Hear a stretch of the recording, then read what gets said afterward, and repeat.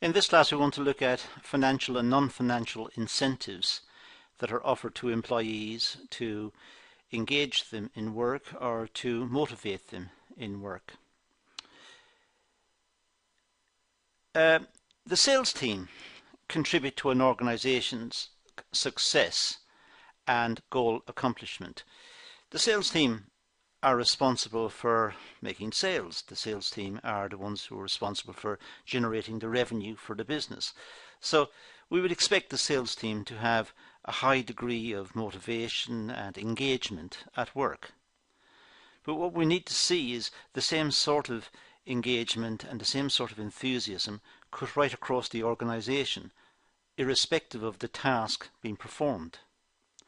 Now, in order for that to happen, there should be financial and non-financial incentives offered to employees to encourage that type of participation, that sort of enthusiasm that's required to bring about successful working practices, greater productivity and sustainability into the future.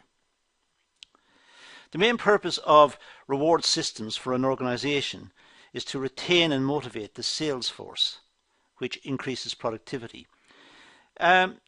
That's looking at it just from the sales perspective, but as I said earlier, that cuts across all of the organization. It could be someone working in accounts or someone working in engineering or in maintenance. The same type of enthusiasm and the same type of engagement should be seen throughout the organization, irrespective of the particular functions that are undertaken. And again, as I said earlier, this may be a function of the financial and non-financial incentives that the company offers. Reward schemes are developed as an initiative to maintain or increase employee motivation and commitment. So reward schemes are in place to try and encourage enthusiasm, to encourage motivation. It's not simply a question of paying the workers for the job done. It may be a question of designing payment methods that will encourage the workers to be motivated, to engage the tasks enthusiastically and to work hard and apply themselves and give some commitment, rather than just simply working out the task in order to get paid at the end of the month or at the end of the week. So it's trying to design payment systems in a way that encourages motivation. Now, as I said, there can be financial or non-financial.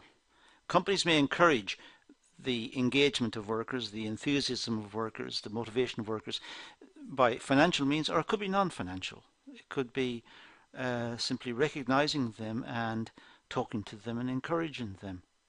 So it's not necessarily all money here. It could be non-financial. Financial rewards include salaries and bonuses, commission, profit sharing. So there are a variety of ways to move in order to encourage people to engage with their work. So given a salary may not be very successful because the employees may simply think they get paid at the end of the month anyway, so why work too hard?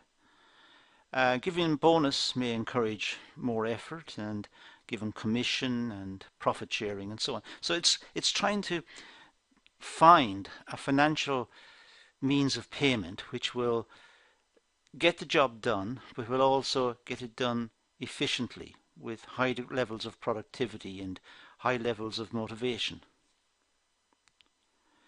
Non-financial rewards include the aim to satisfy employees' psychological needs, job satisfaction, recognition, career opportunities, trust, responsibility, skill development opportunities. So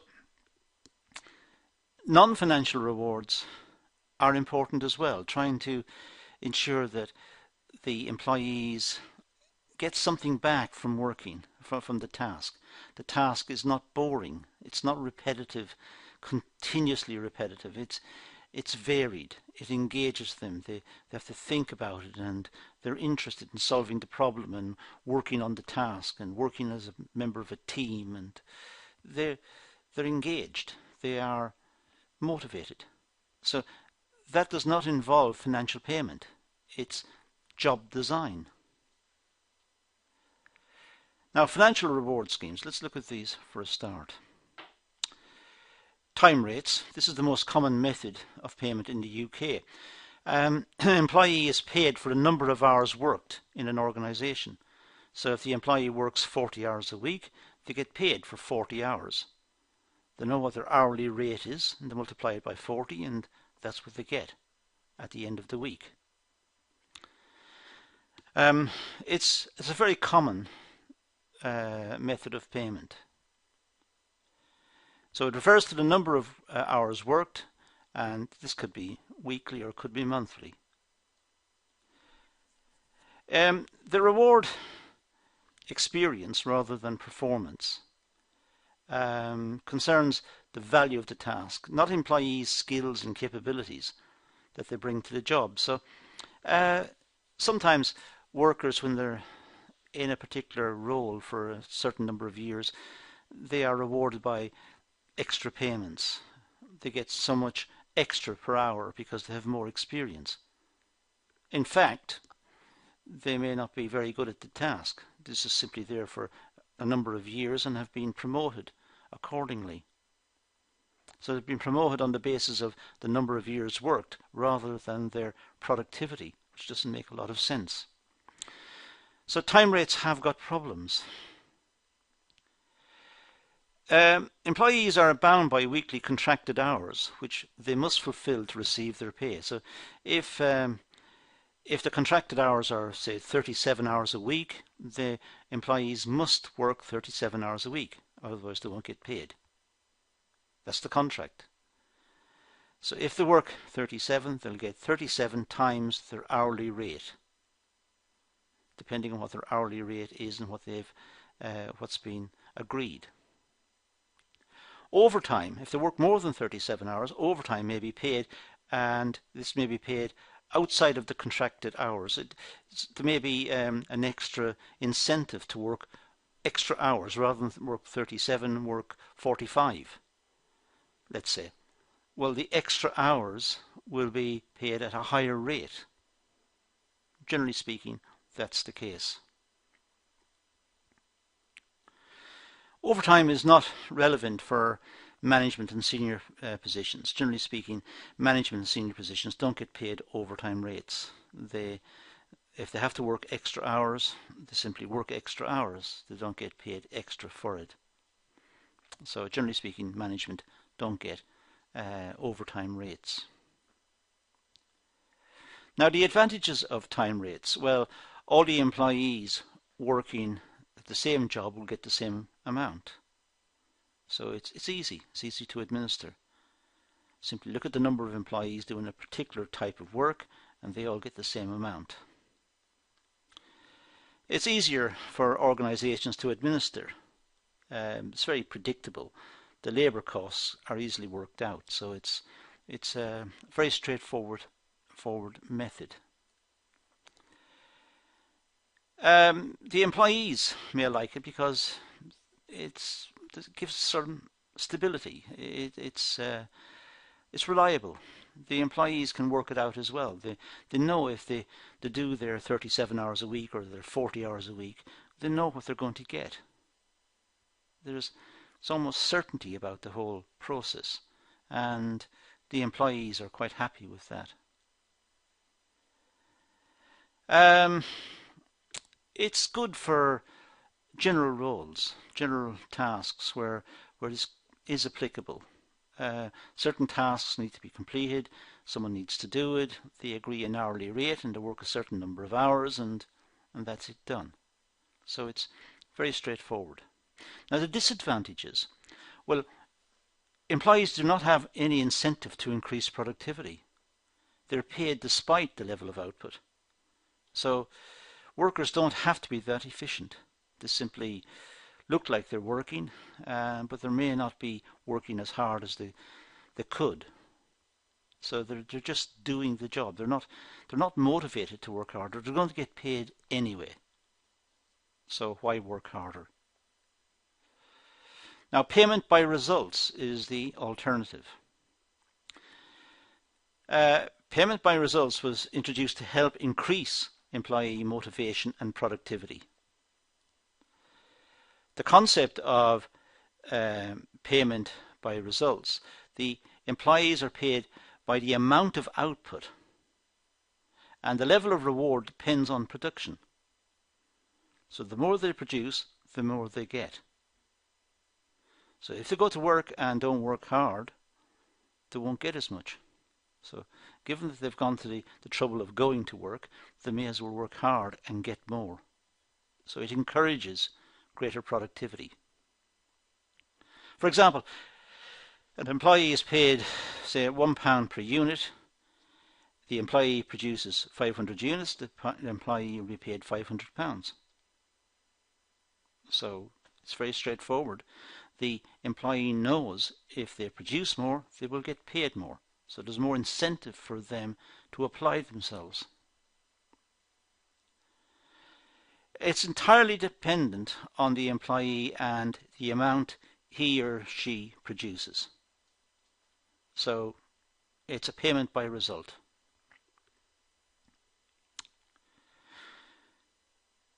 Now the advantages. So the employees are motivated to work extra hard in return for more income. The cost advantages, wages, are related to the level of output. So costs are linked to output.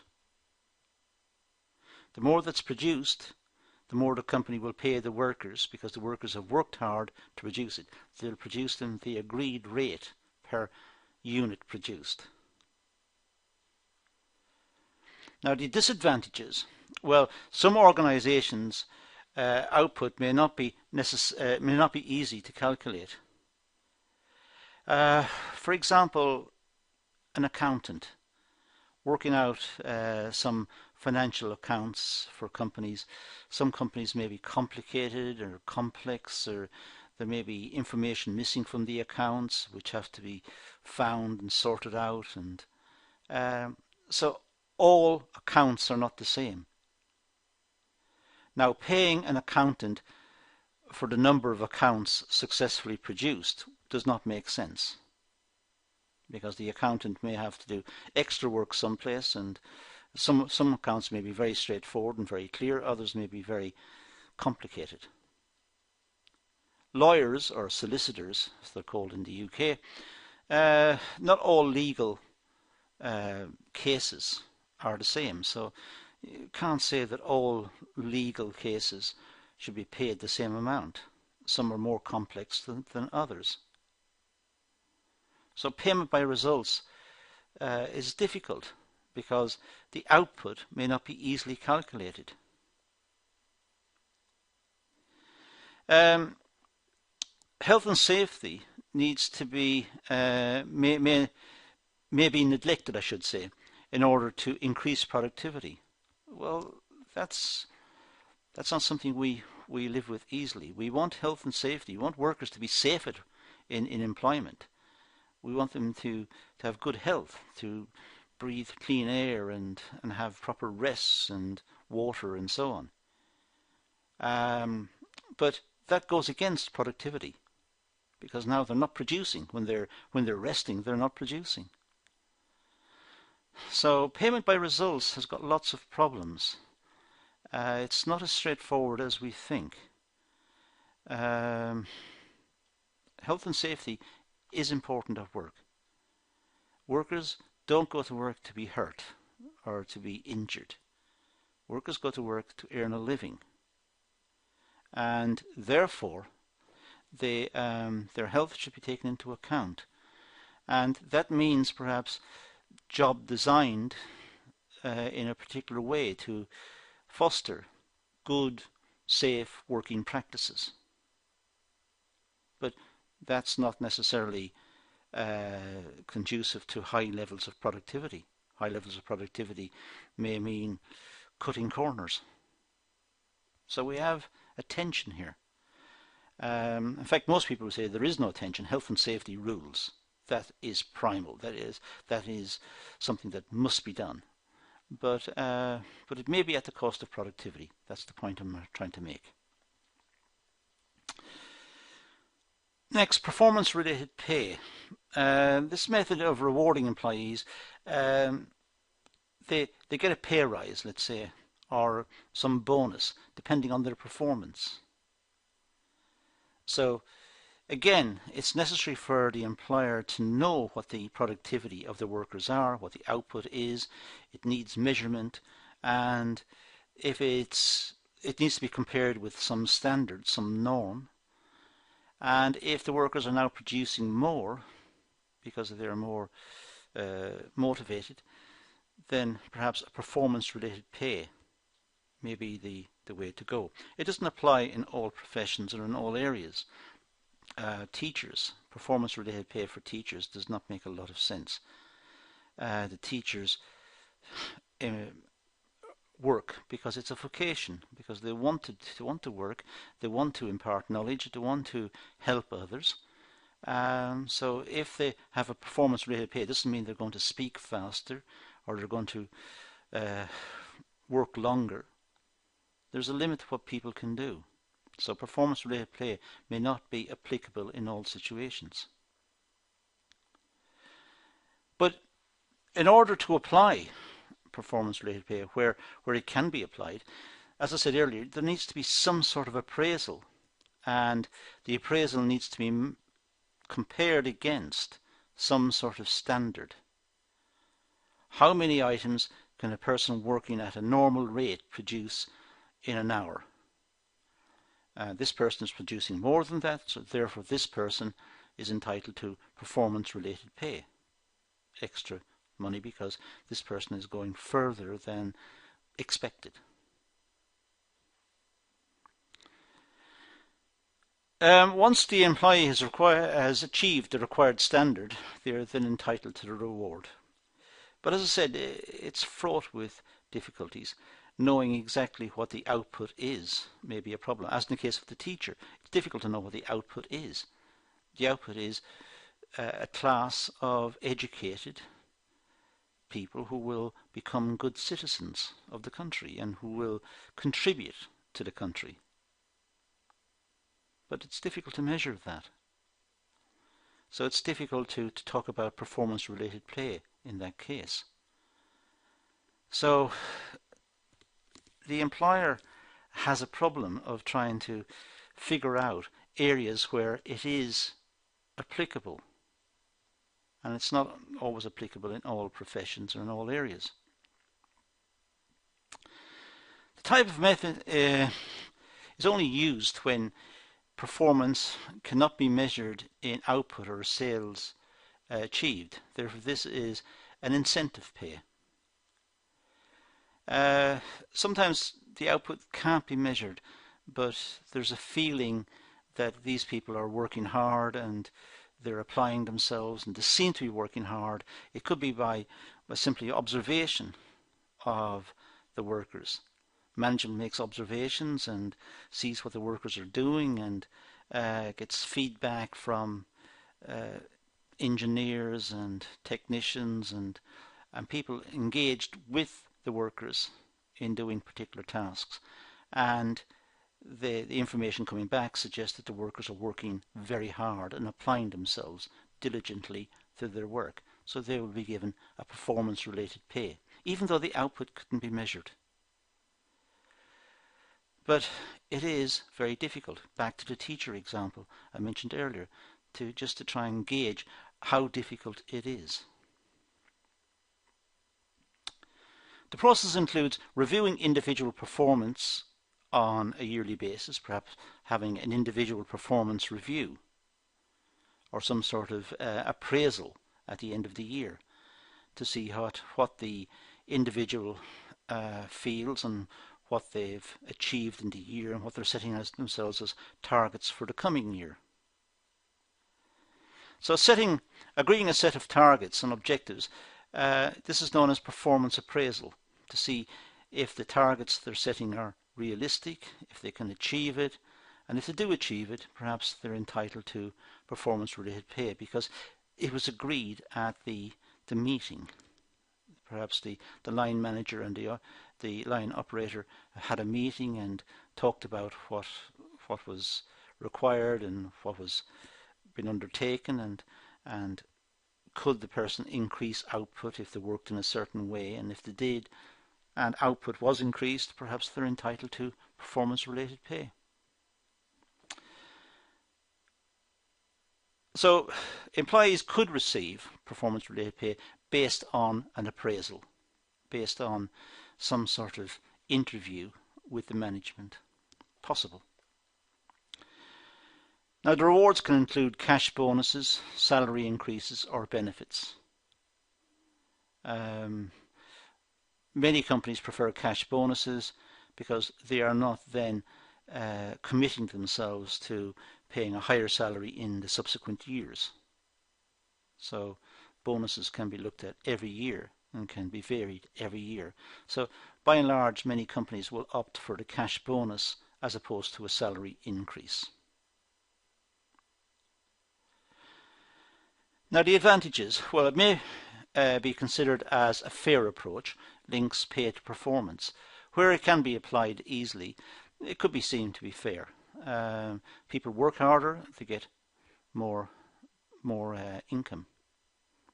So it could be seen as fair. It could help to motivate the staff. It could be goal orientated.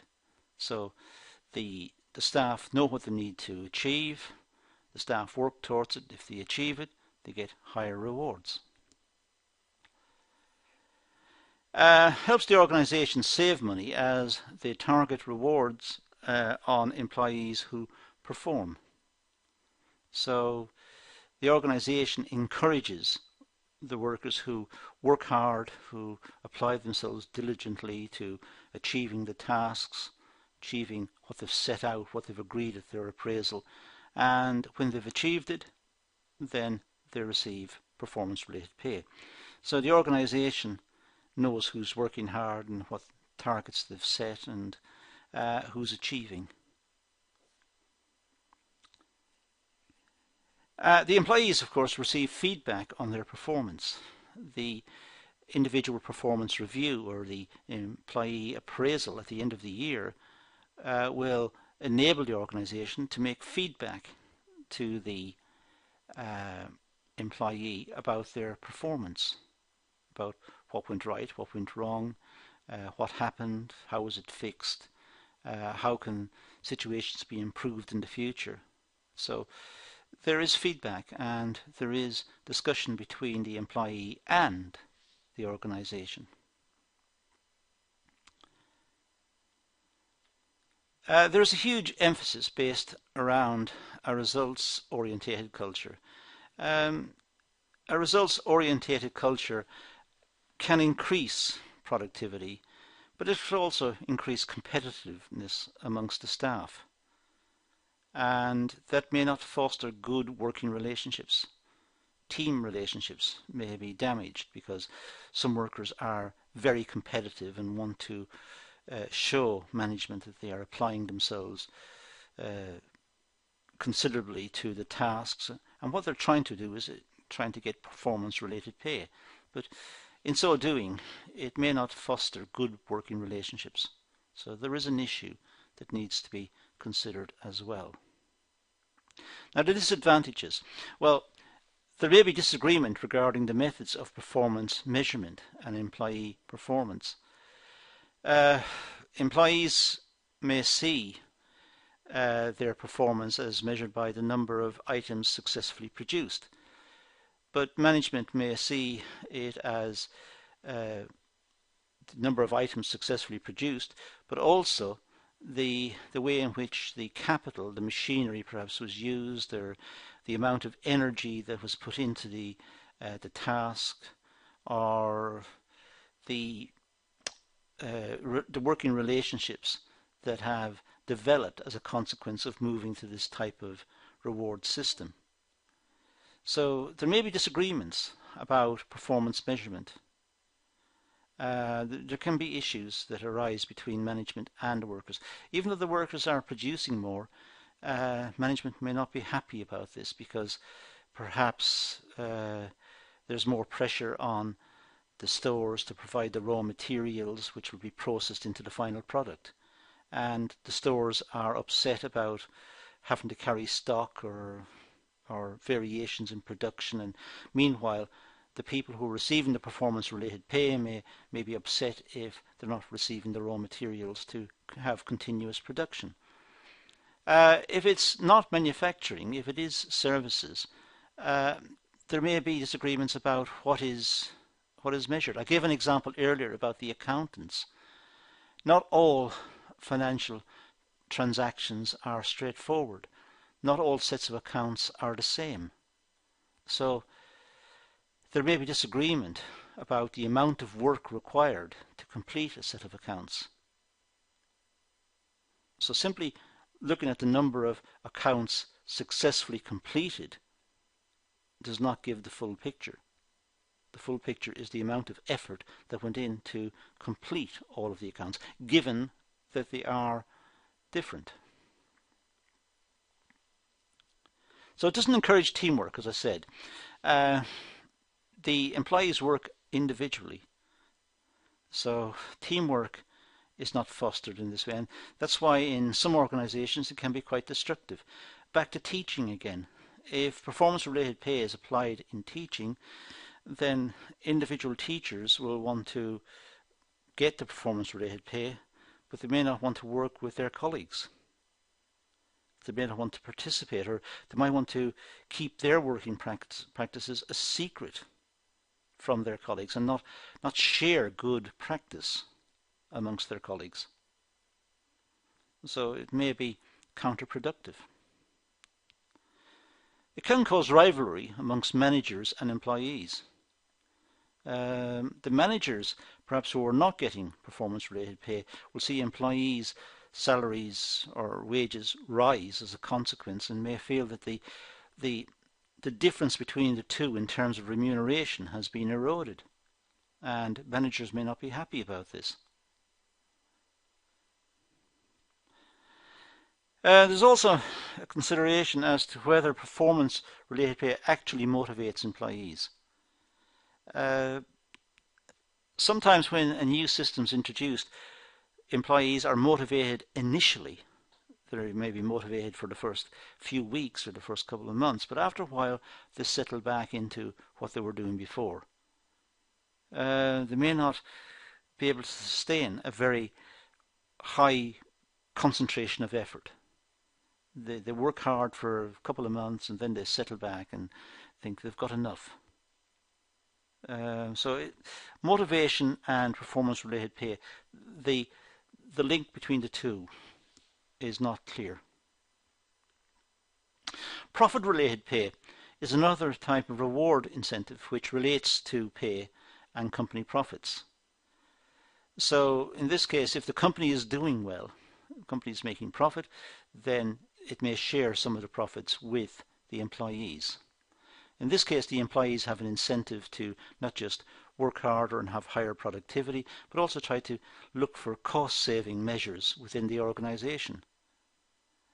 Because if they save more, they will receive higher bonuses.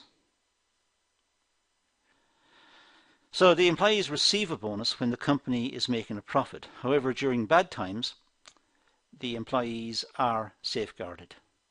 So they have a fallback position, they have a basic salary, but if the company is doing well, they will receive this extra bonus, this extra profit-related pay. So the employees are motivated to work harder and reap rewards. If the employees work harder, they get performance-related pay and profit-related pay in this case. So it imposes a strong belief in teamwork.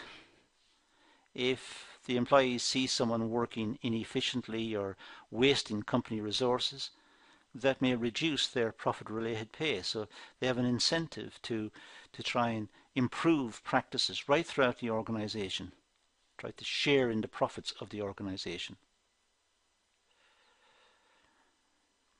Companies take on this method because it is seen as a tax-efficient means of paying out bonuses. It's tax-efficient because the money is paid to the employees, and therefore there's no corporation tax to be paid on it. It's paid out as a cost in the business. The employees will pay their own personal rate of tax when they receive it. So that's an advantage. Not a popular method, as most companies, that should be in the plural, companies, IES, prefer incentive schemes based on individual performance rather than group performance. So it's not that popular. Companies try to target individual workers or individual departments and try to improve productivity within the department, and that's best done by having performance-related pay or some sort of bonus pay within that department. Profit-related pay cuts across the whole organization, and it's working out an average right across the organization. So the departments that are working hard may feel that they were carrying departments which were not working so hard. So there may be an issue there. Also, when profits are not predictable in an organization, the method is not very reliable. If profits are highly variable within the organization, then the workers are not sure if they're going to get a profit-related pay rise or not. So they may not be that motivated. They're not sure. So it might vary from one year to the next, and the history is a little up and down. So they think we may get it, we may not. So why work hard? So they may not be that motivated. Some big companies do, however, use this type of reward payment. Now the advantages, well, employees show more concern for organization success. Employees tend to be more interested in the organization's performance, so they will be looking at cost saving, looking at energy use and layout of the plant, and coming up with recommendations for increased productivity. So the employees should be more engaged, should be more interested in the organization. They know if the company is successful, they will get some reward. It encourages cooperation and teamwork. There's no them and us attitude.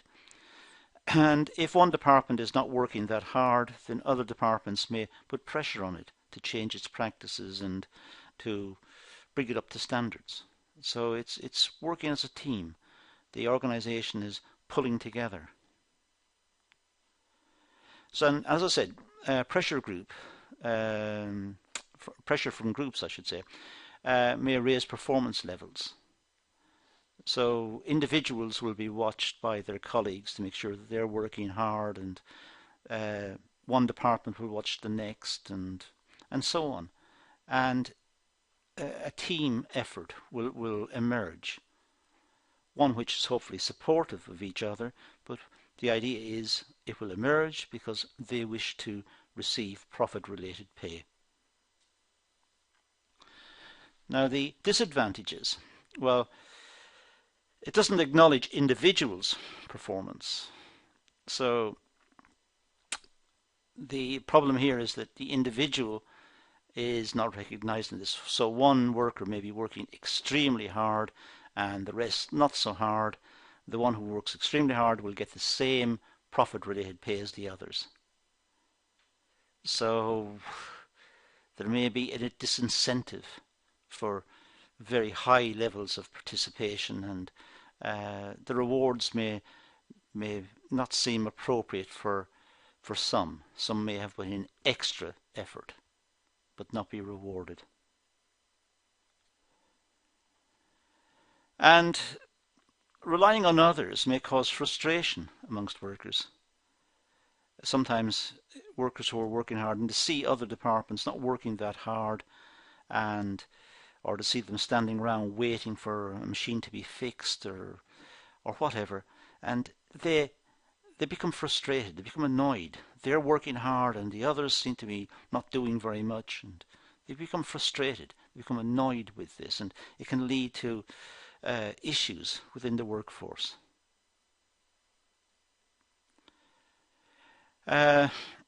Poor performance from an employee will affect the whole group performance. So groups will watch each other. They'll watch individuals within the group, and they'll watch other groups.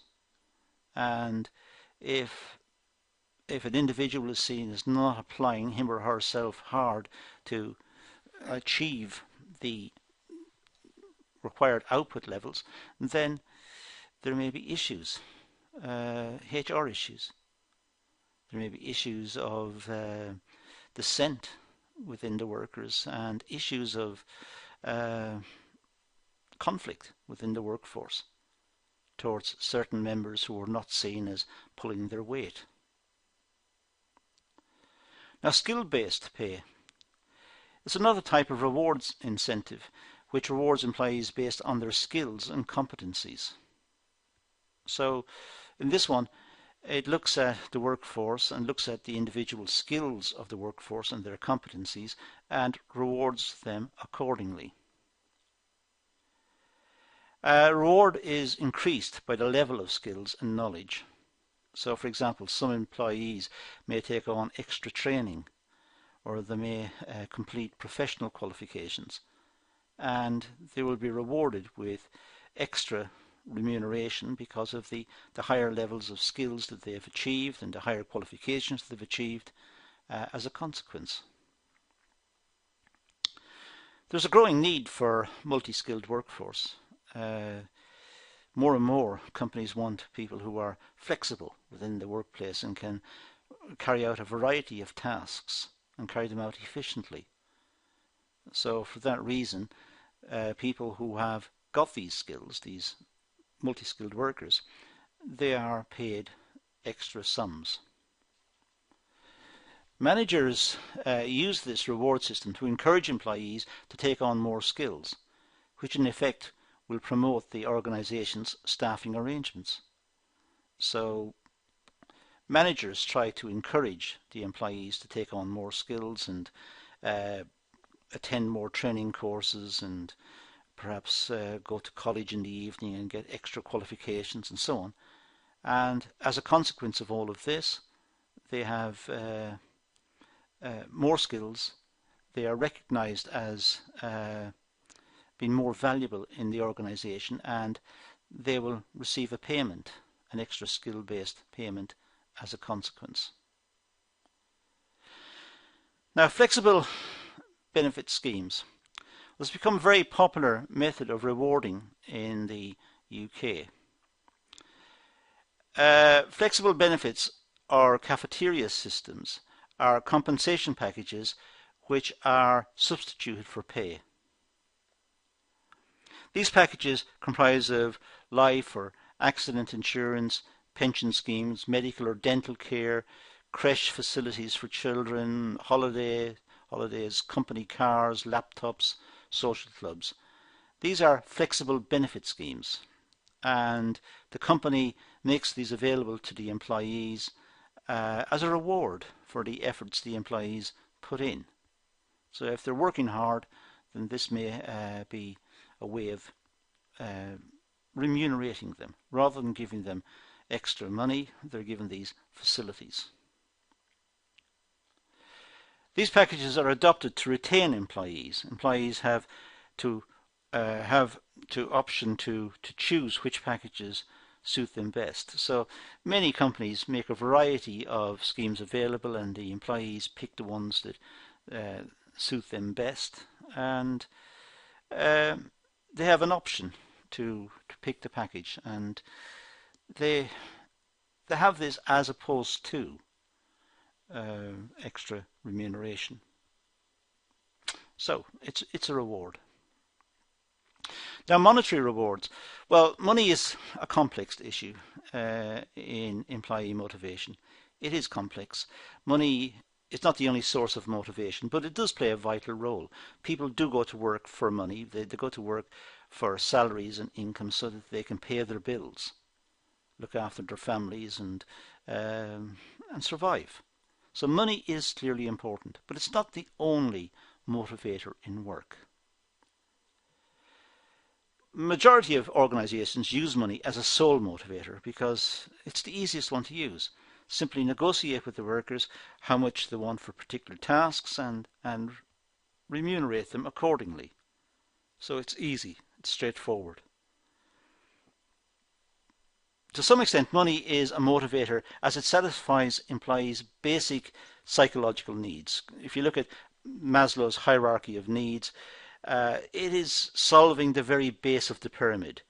It is supplying the essentials of life: food, shelter, the very basics. So it is a motivator in that sense. People need money to work, so people will work for that. The level of pay may also indicate achievement, status and recognition. People with high salaries are seen as people who have worked hard and have made significant contributions to the business. So they will want to make their presence known, in the sense that they drive a good car, they live in a good house, their children dress well and they have nice holidays and so on. So it's status, it's recognition. So levels of pay may be seen as a motivator in that sense. Money is a motivator if employees believe that performance leads to better pay. So it's a motivator if the employees believe that. But if they believe that better performance doesn't lead to better pay, why should they perform more? Levels of pay shows achievement and status.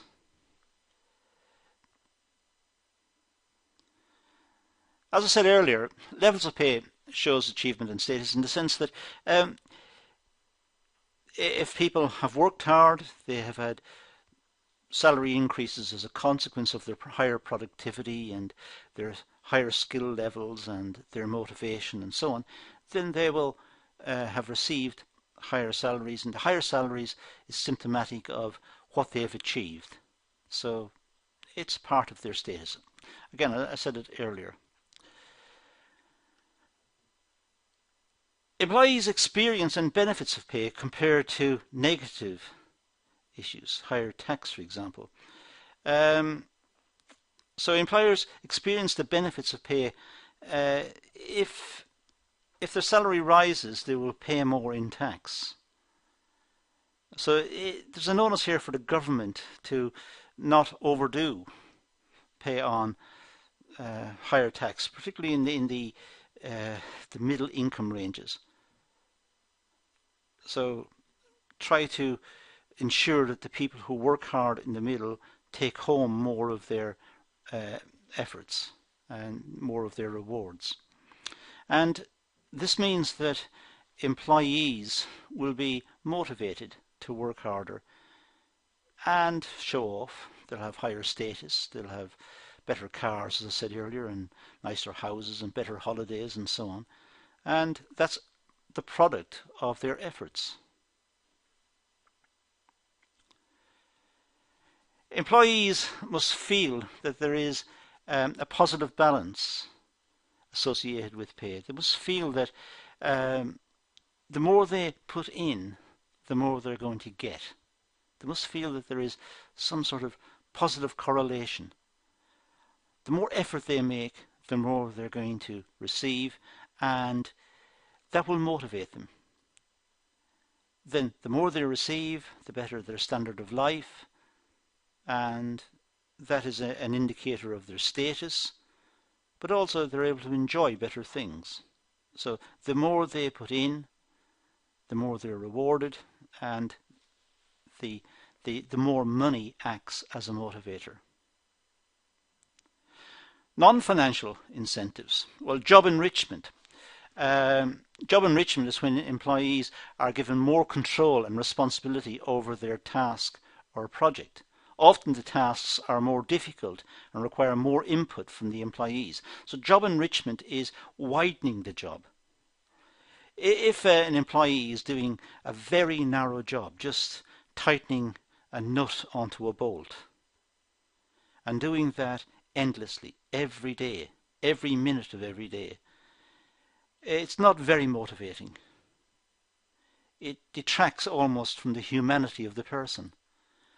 Now, job enrichment means putting the nut on the bolt, but also doing an extra task or extra tasks, which widens the job, which will create more interest for the worker. And as the job gets bigger and wider, and the worker becomes more engaged with the work, there is more motivation.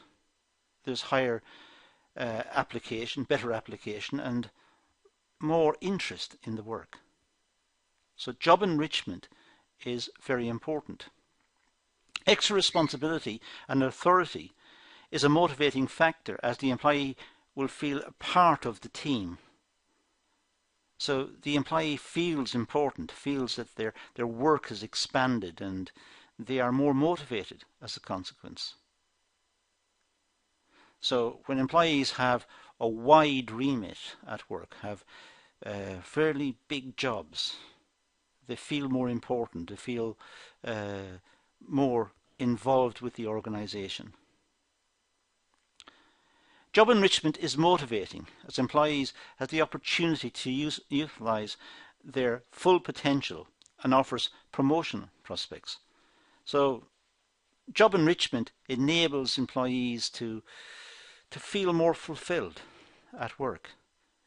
They feel that they are making a contribution. They're not just doing some narrow menial task.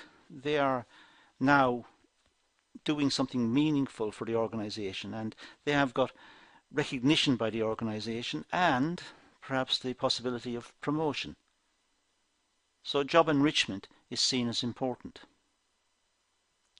There's also job enlargement. Job enlargement involves increasing workload and adding more tasks to the employee's jobs, similar to what I just said with job enrichment. So job enlargement means making the job bigger. So it's perhaps looking at a particular task and then widening that task. The method is motivating as it prevents boredom and repetition on the job. Employees have the opportunity to develop more skills. So job enlargement will take a particular job, which is perhaps the example I gave earlier, tightening a nut onto a bolt. Now that's very menial and trivial. But job enlargement means that they're tightening the nut onto the bolt, but also moving the bolt onto some other part of the apparatus and doing something else. The job has got bigger. So it's not just job enrichment in terms of changing the whole role of the employee and widening the job tasks. This is job enlargement. It's looking at a particular job and making it bigger, so it becomes more interesting. Although a good method, employees may feel that they are overworked and carry out more tasks while pay remains the same, and that's the problem with this. When the job is enlarged, the workers will expect extra remuneration. They're doing more tasks.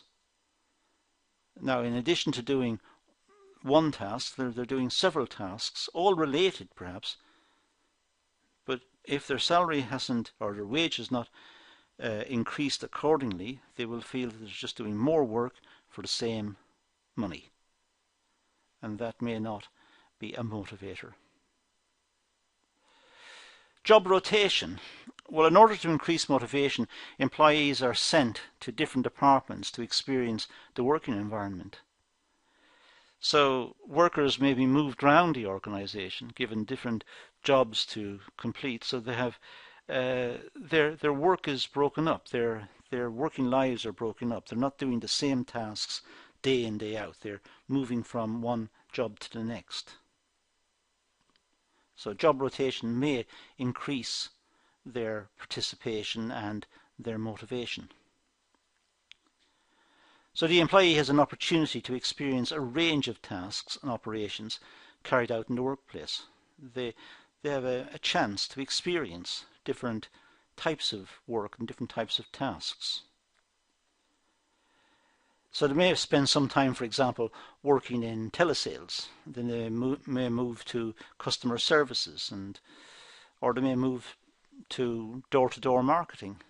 Depends on the organisation, depends on the type of work. It just means that they've rotated, they've gone to different tasks within the organisation and have had different experiences as a consequence.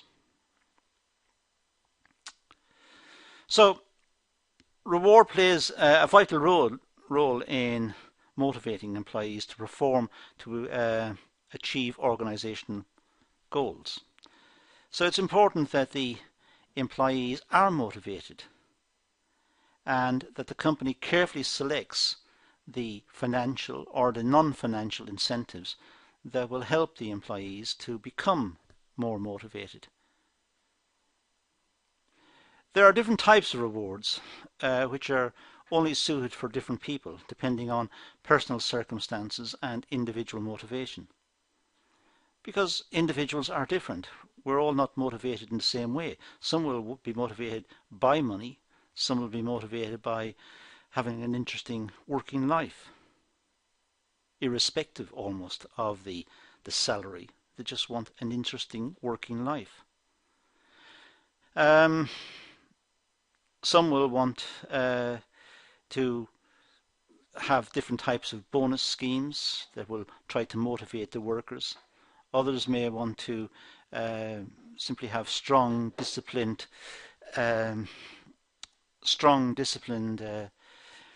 management who will force the workers to work in a particular way. Money is not the main motivator for employees. However, it does satisfy basic needs. Back to Maslow again, the hierarchy of needs. Employees also need recognition, praise, and they need to take on responsibility. So when we look at the incentives that are offered to employees to become more productive and more engaged in their work, it's important to try to figure out what the balance should be. And the balance sometimes may be financial, maybe offering some sort of bonus scheme or some sort of reward scheme. It may also be job enrichment or job enlargement. It may be recognition. It may simply be a letter every month that goes out to say this is the employee of the month and this is why this person's the employee of the month. And that may lead to competition between the workers, which may not be good, or it may be good. But there's a constant drive on the part of management to try and find what the secret is. What is the best way of motivating the workforce? And it'll vary according to the personalities involved, and it'll vary according to the type of organisation it is and the product it deals in. So that's all we're going to deal with in this class. So let's leave it at that and say thank you for watching.